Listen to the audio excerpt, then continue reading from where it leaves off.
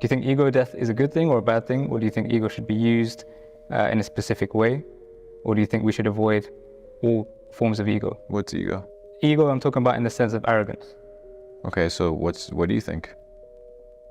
I believe that ego is a tool that was given to us. It wasn't there to be completely destroyed, but we were made to be made aware of it.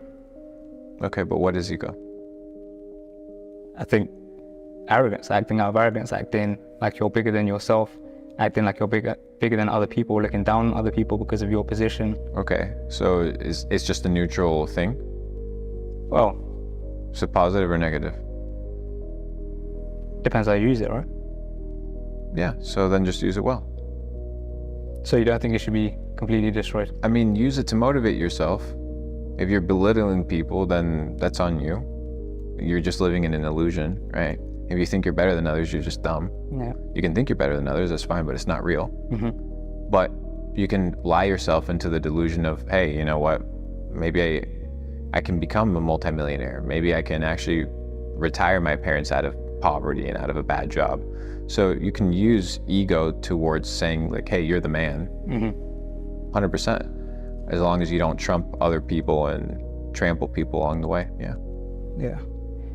So as you mentioned earlier, we live in a golden age right now. I think there's independent educators, independent artists, independent everything. So in a way, there's no excuse really to not make something of yourself. What would you say to the people that feel like they feel like other people are built different? They are. People are built different. That's why they're better. You have to rebuild yourself if you want a different life. Like, you expect to be a loser with winning results, and like your brain isn't getting the signal that your life is shit because you're shit. Mm-hmm. Excuse me, once again. You know what I mean? Yeah. So if your life is not great, it's because you are messing up. That's the name of the game. But unsuccessful people, broke people, instead of looking at themselves in the mirror and assuming responsibility, they want to point it. Mm-hmm. Because it sucks to be like, hey, my life sucks because I suck. Yeah. It's not easy, I get it, 100%. However, when you win in life, hey, you're the first one to raise the hand and be like, hey, I did it. Mm-hmm. But with that same level of responsibility, you now can dictate what? Your behaviors. So just start inputting positive behaviors, man. Yeah.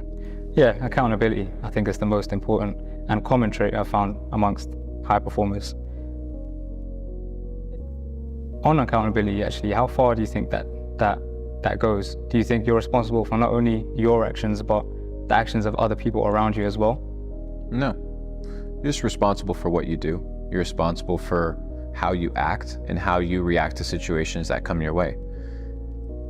You'd be surprised how much a good attitude controls a situation, how much control you have of a room and an environment based off of your behavior and your tendency. Somebody always sets the tempo, right?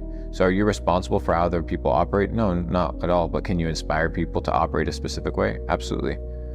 We spoke earlier about positioning, right? There's one clip I saw that I really like the example that you gave about banks, right? And where the word bank comes from and where currency comes from, and positioning yourself correctly with the correct network. How do you think, how much do you think understanding money, understanding banks, understanding the flow of things will change things for people? So it's all about opportunity. You need to go to where the attention is to find opportunity. There's times in crypto where there's massive opportunity because that's where the attention is. So if you position yourself ahead of time, you're going to reap better rewards, or you're going to increase your odds of success. Why? Because you're just positioned better. If you're chasing after an opportunity, like you're chasing a stock that you weren't buying early and getting prepared for, you're chasing it, you're not going to have the same experience. You're not going to have the same level capture of opportunity. So positioning is key, and positioning is important because positioning gives you the ability to anticipate. Remember, we talked about pattern recognition. Pattern recognition lets you anticipate what's going to take place. You know the winter is coming, so you go a couple months before winter rolls around to get ready for what? For winter. Mm-hmm. Why? Because you know that there's a pattern. There's a pattern for everything in life. How the banks move money, there's a pattern for that. There's a pattern on when elections take place and how the markets react to those elections, how the markets react when different disasters take place. You can analyze patterns, and the best people that analyze patterns make the best predictions. It's all about predictions. Because we talked about this idea of luck, right? And that luck doesn't exist. But what exists is your edge or your probability. And you get your edge and your probability and your information from observation, from observing the things around you. Once you observe the things around you, you identify patterns and you place your bets towards that endeavor. When you start a business, let's say you want to launch an app, you're betting on user demand. You're betting on people still using the App Store. You're betting on people downloading your product. If not, you wouldn't do it. But that's a bet. That's a calculated risk that you're taking based off of where you see the world headed. So if you can position yourself ahead of time and you get it right, you can win. I think luck is interesting. I think luck, you can increase your surface area for luck, right?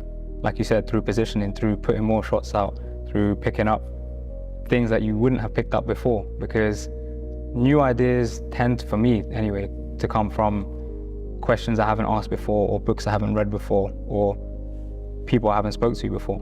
So I think luck it can be manufactured in a way. Absolutely. Yeah. I agree with you.